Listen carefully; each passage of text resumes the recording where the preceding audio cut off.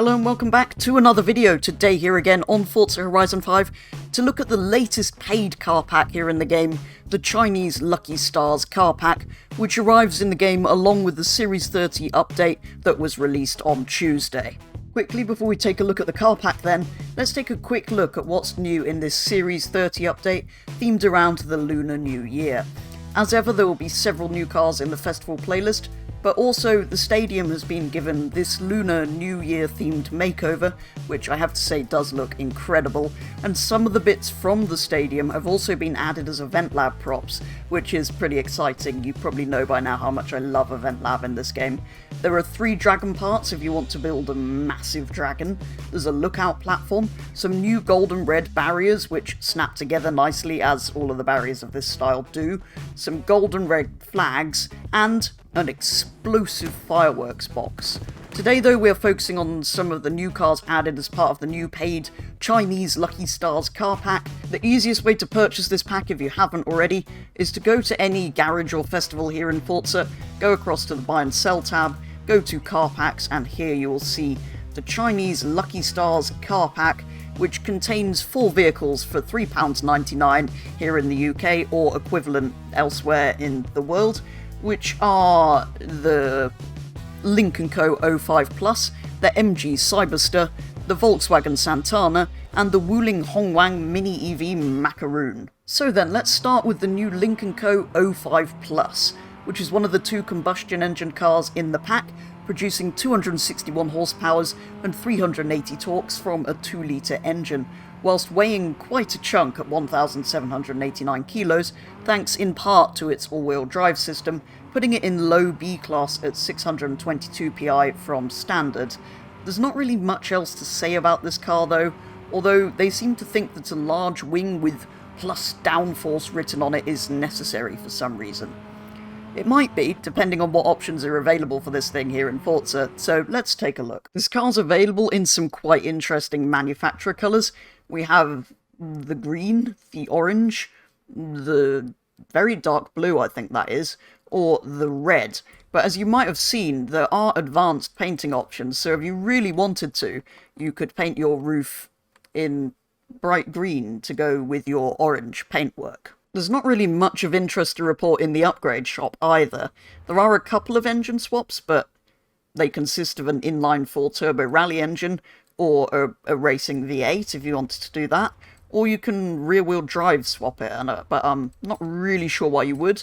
It's got the usual Forza Aero, although it looks slightly better than usual because it doesn't have the big red tow hook on the front, and the same at the rear. Although, if you want to, you can remove that wing that has downforce written on it if you don't want downforce on your SUV.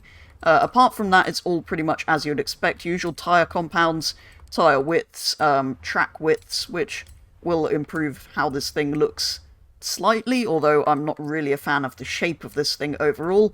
You've got your usual kind of drivetrain options, platform and handling options, and, well, engine upgrades. If you put full weight reduction on it, you can get weight down from 1,700 kilos to 1,400 kilos, but it's still a big heavy vehicle, so I don't think it's going to be particularly useful for anything here in Forza. Moving on then to one of the 2 electric cars in the pack, the I think very good looking MG Cyberster, which also happens to have the world's coolest display when you're driving along. Not only that, but it's finally another car that we can put the roof up and down on here in Forza, although sadly there is no actual animation for this. The screen just dips to black and makes the change. And it also has doors that do this. This is by far the most powerful car in the pack, producing 536 horsepower and an insane 900 torques, which is enough to move a small moon, which is just as well really, because being an EV and being all-wheel drive, this weighs as much as a small moon, as near enough makes no difference, 2,000 kilos in fact, which, however good it looks, is simply too much for a small sports car like this. It just doesn't turn. In fact, it understeers more than the Titanic, and we know how that ended. Despite this horrendous understeer though, making it drive in a far from sporty fashion, it's the highest rated car in the pack, starting in A-Class at 767 PI from standard. Let's see though if we can improve it by removing some of that weight. As with the Lynk Co, the MG Cyberster also has some quite nice manufacturer colours. There's the red, which you've probably seen it in, which looks pretty good, I think, with the red interior. The white, which also I really like, which is why I've gone for it on mine, because I think that looks really cool with the red seats. There's black, which also looks pretty good, but doesn't kind of show off the sort of black top part of the car.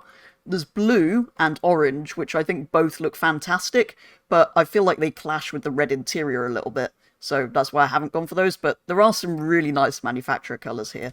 There's no advanced painting options on this one, though. And being an electric vehicle, I'm not that surprised to find that it has even less upgrade options than the Lynk Co did.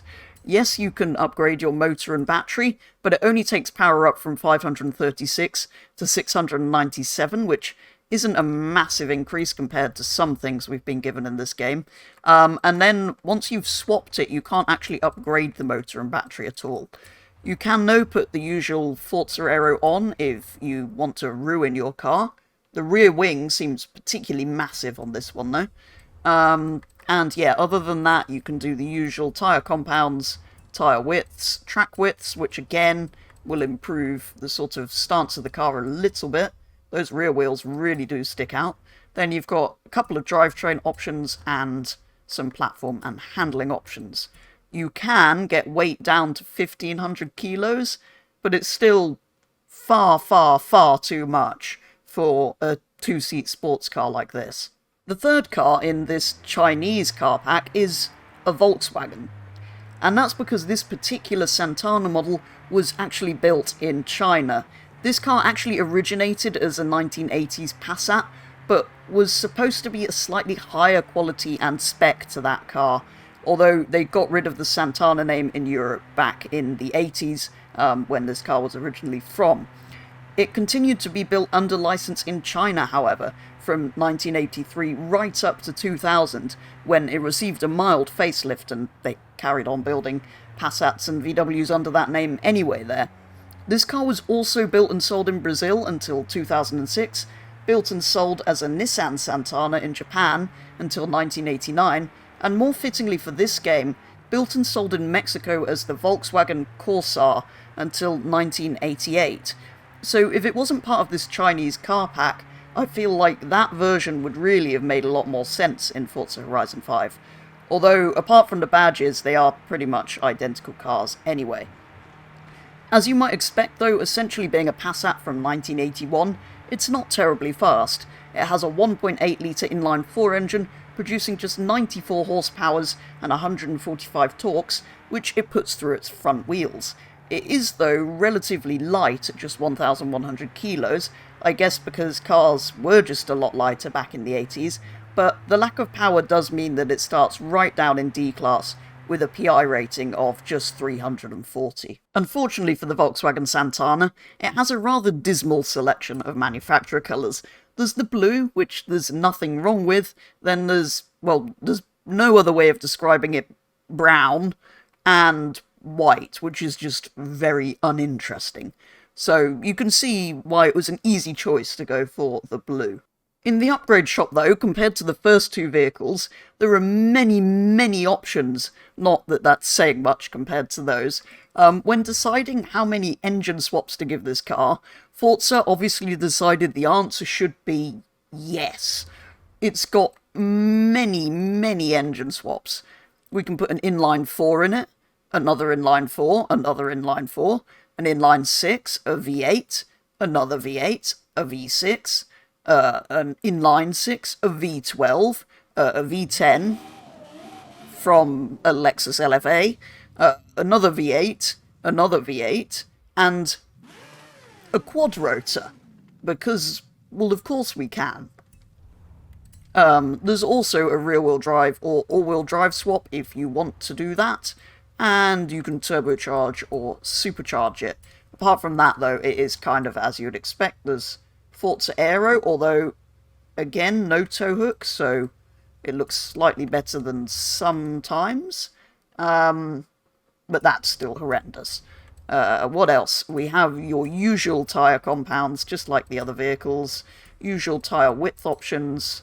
Track width, which again, it will look slightly better if you bring the wheels out, probably. Usual kind of drivetrain-y options. Platform and handling options. And engine options. Last and, in fact, least, we have the smallest car in the pack with the longest name in the pack. It's the Wuling Mini EV Macaroon. This tiny EV weighs just 700 kilos and produces an entire 27 horsepowers and 85 torques, which propels it to the dizzying top speed of 63 miles per hour, giving it a PI in D-Class of only 136. This means, though, to get this footage that you're seeing now, I wasted 5 minutes driving and another 5 minutes recording the replay, adding up to 10 minutes of my life watching a virtual EV going along at this ridiculously low speed. For some reason, though, in the little cutscene of it leaving the garage, if you go into that bit, it has a brief engine noise on startup, so either there is a bug in this game, which I wouldn't put past Forza, or it's one of these stupid electric vehicles with fake engine noises, although I only heard it at startup, so I'm not sure it should have it. It is, though, rear-wheel drive, so with the upgrades available to it here in Forza, you could have a lot of fun with this tiny car, as I shall now show you. Before we look at the upgrade options themselves, though, there are some quite interesting manufacturer colours for this thing.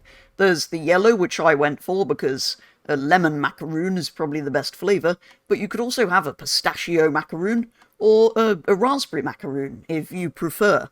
But yeah, quite interesting and fun colours, but personally the yellow is by far my favourite. As you might have noticed, though, there are also advanced paint options, so if you want to, you could paint your roof black and make it more of a sort of bumblebee macaroon, which sounds slightly stingy. This tiny little car, though, has by far the best upgrades and customization of the 4 vehicles in this pack. To start with, you can swap your motor and battery so that it has 670 horsepower. That's not all, though. You can then upgrade it further so that it has 1100 horsepower, which I think we definitely need to do. And you may have spotted in here that not only can we give it an all-wheel drive drivetrain swap, but we can give it a wide body. So we've ended up with a 1100 horsepower wide body Wuling Mini EV Macaroon. It does unfortunately make the roof the same colour as the body and doesn't give it that cool two-tone look. But it does look incredible, so let's definitely do that. And the kit also has a wing that you can put on that goes with it, or you can put that thing on it. Either actually look incredible on this car, but I'm going to go with the one that should be with the kit, because I think there's not really any other option for this. There are, though, the usual tyre compounds, so I think we should give it the Hot Wheels one, so that it's got the nice red bit. And you can give it ultra-wide tyres to go with that wide body, of course. I will leave the stock wheels, though, because they're kind of cool. You can also do some drivetrain-y bits to make it a bit more drivable, although it probably isn't with that much power. And then you've got your usual brakes, suspension. That's not even race suspension. Wow, that is low. And other platform and handling bits, which are probably necessary when you have quite that much power. You can also take weight all the way down to 904 kilos, as if it wasn't light enough. So I think that's definitely not going to be a problem to drive like that. As this has such spectacular and interesting upgrades, I kind of wanted to show you what it was like now that it's fully upgraded. I've of course given it racing stripes as well, to increase its power even more. It makes a ridiculous noise. Wheel spins everywhere, because of course it's still rear-wheel drive, and its gears are very limiting. But what happens if we adjust those? It is pretty impossible to drive whilst being rear-wheel drive, so you may have to all-wheel drive swap it, but... it only appears to be able to do 150. That was just tuning the final drive, though. what if I tune the gear itself? That immediately makes it slightly less deadly when you're accelerating. But it also means you can do 226. It is slightly sketchy still. 230. Yeah, 236 is all it's going to do. Potentially with some tweaking of gears, you could go even faster, though, if you really wanted to. And that is going to do it for a very first look at this update briefly, and more so at the new Chinese Lucky Stars car pack, including this incredible Wuling Hongwang Mini EV macaroon, which is by far my favourite thing from the pack, and makes it worthwhile spending the money on it, I think, because it's just... well, it's just fun, isn't it? And different and crazy, and yeah, this thing's just absolutely insane. Overall, though, it's not a bad pack. The Lynk Co. 05 Plus is not that interesting. The MG Cyberster I like, but is far too heavy. So both of those two are probably going to be too heavy to realistically be useful for anything. So I'll probably leave them stock and just... probably not actually drive them again, but they're cool things to have nevertheless. The Volkswagen Santana is the sort of older, lighter car that should, in theory, be good at racing, so I will potentially equip that with a B-class road racing tune at some point, and maybe use it for that if it's any good. And the Wuling I'm just going to leave like this as a sort of mad little thing to mess about with and have fun in, because, I mean, look at it. But yeah, that is going to do it for a first look at this car pack. Probably actually one of my favourite ones so far, just because of the variety of cars and how different, well, this thing is to anything we've had before, really. So I think it probably is worth it. Although, like I always say with these, at some point they are going to have to stop adding these packs, because it's starting to add up quite a bit. But if they have fun cars like this in them, I don't really see why not, especially with this game's sort of longer lifespan that it needs to survive for before Horizon 6 comes out. As ever though, do let me know what you think of this update and of this car pack in particular. For now though, that is going to be all, so thank you very much for watching, and I'll be back with the next one very soon.